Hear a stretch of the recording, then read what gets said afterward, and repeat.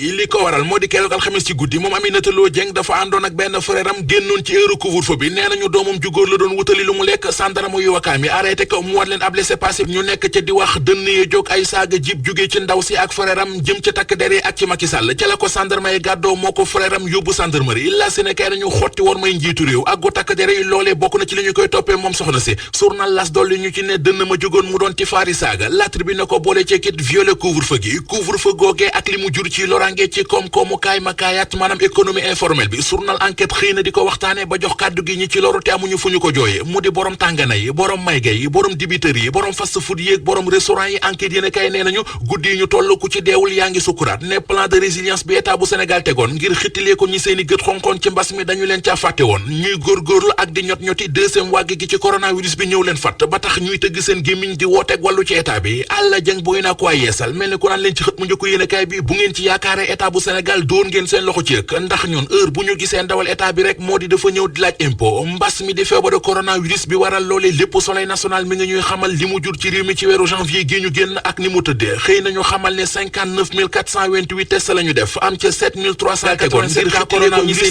4716 yu wér ak 218 décès La Tribune ko boole ko kit cas communautaire yi ñoo ngi jëllaa ñëw ci réew mi ndax ci juróom-ñaari fan rek am nañu fi junni cas communautaire ak téeméer ak fanweer ak juróom-benn amit juróom fukki décès ak ñett ci benn semaine la Sénégal nañu li jaaxal ñëpp moo di la am ca kees ndax foofee wàññi nañu fa 79 cas communautaire ci diiru 48 heures te ba léegi gis nañu ne ñu bari ci askanaw foofee gëmuñu wopp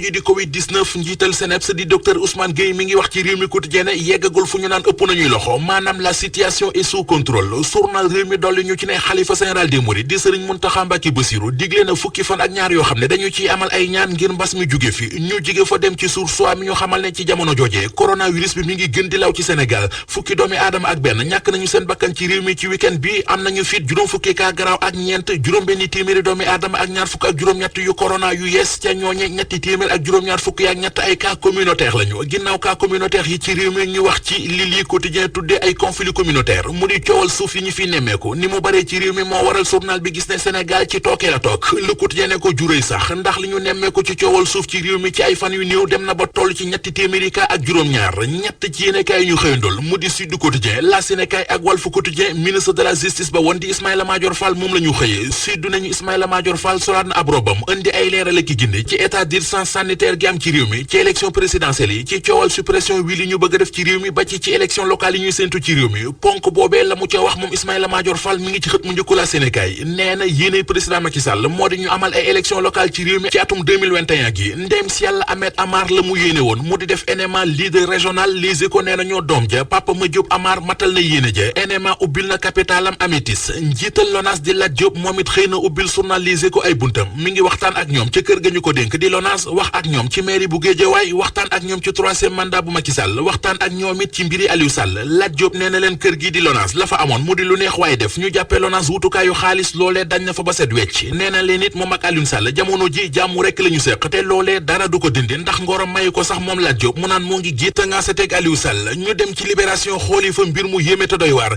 benn xale bu jigéen bu toll ci fukkat ak juróom ñu ne nijaayam moo ko daan yàkkataan ak di ko siif journal libération xëy nañu xamal ne la tax ba yëf yi yegg si fii moo di mbirum sutura waa ji doon def loole nijaayu xale bi Basirou Sall la tudd keroog la ñu ko jàpp ca la ñu xamee ne ba mu tàmbale yekkataan gone gi booba gone gi mi ngi am fukket ak ñaar bi ko famille bi yëgee ci la ñu ko nëpp-nëppal waa ju jógee foofee dem feneen ginnaaw bi ci la dellu si waat tàmbale jëfi saay-saay yi mu doon def yéenekaay bi nañu li ci gën a yéeme moo di xale bu jigéen bi ko mbir yi sàppee mu sonn daw ba mu dawee taximan ba ko jëloon da koo violé waat ba noppi ca la ko sànni fële ca daara cubb